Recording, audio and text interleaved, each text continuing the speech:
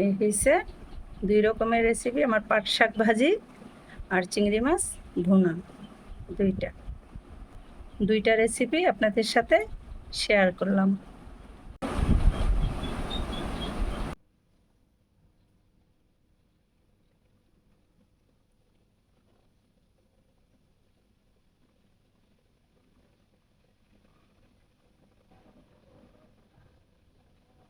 আজকে আমাদের কিছু বাজার, চিংড়ি মাছ, পাট শাক আর বাঁধাকপি, এগুলি আনছি।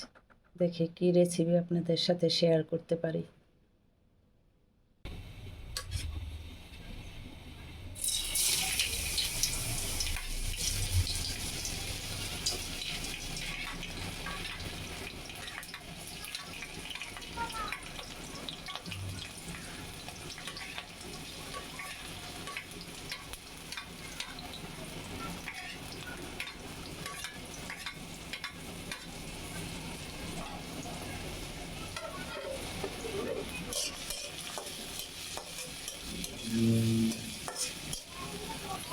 পেঁয়াজ, কাঁচামরিচ আর একটু লবণ দিয়ে দিলাম। আজকে আমার পাট শাক রেসিপি সবার সাথে শেয়ার করতেছি। পাট শাক ভাজি সবাই জানেন, তারপরেও আমি একটু শেয়ার করলাম সবার সাথে। এটা দিয়ে দিচ্ছি।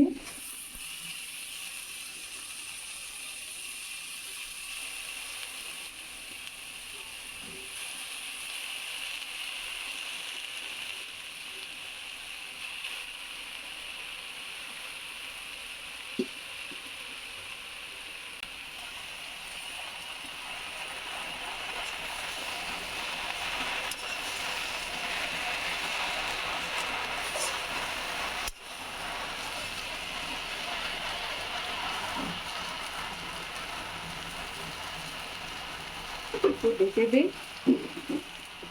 ঢেকে দিলে ভাপ হলে দিয়ে দিই। এখন শেষ রান্না।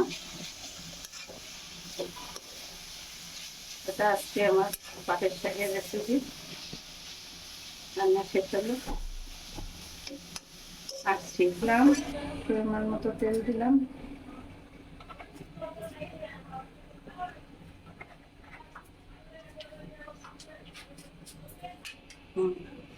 পেঁয়াজ,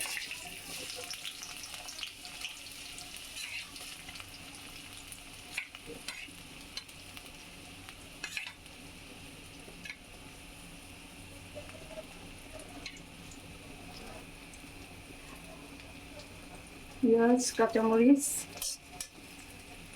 মরিচ আর লবণ।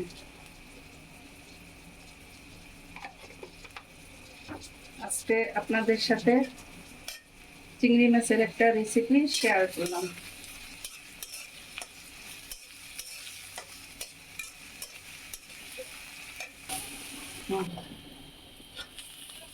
এখন চিংড়ি মাছটা দিয়ে দিচ্ছি।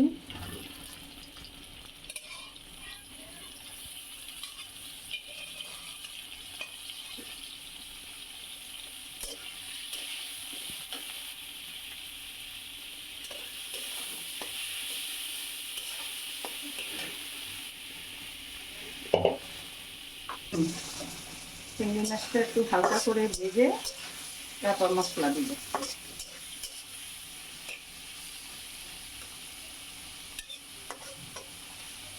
চিংড়ি মাছটা একটু আর একটু ভালো করে ভাজা হোক পেঁয়াজের সাথে।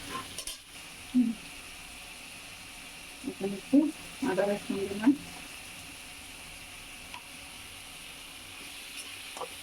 আদা রসুনটা চিংড়ি মাছের সাথে একটু ভাজা হোক, তারপরে আমি সব মশলা দিব।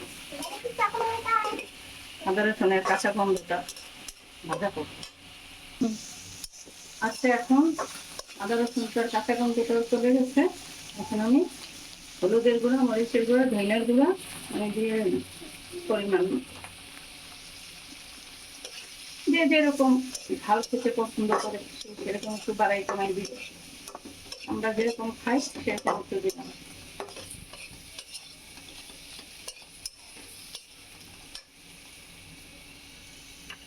এখন একটু পানি দিয়ে কষাবো।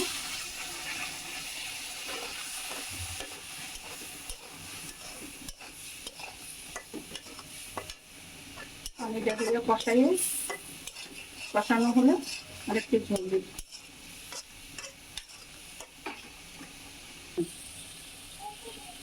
এখন আমার কষানো হয়ে গেছে, এখন আমি একটু পানি দিয়ে দিলাম।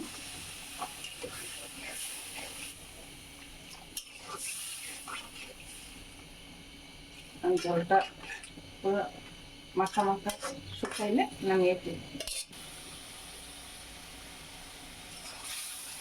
আর একটু জলটা মাখা হলে নামিয়ে ফেলবো। এখন আমার চিংড়ি মাছ রেসিপিটা এখানেই শেষ। আপনারা সবাই এইভাবে রেসিপিটা করলে তারা অনেক ভালো লাগবে আপনাদের কাছে খেতে।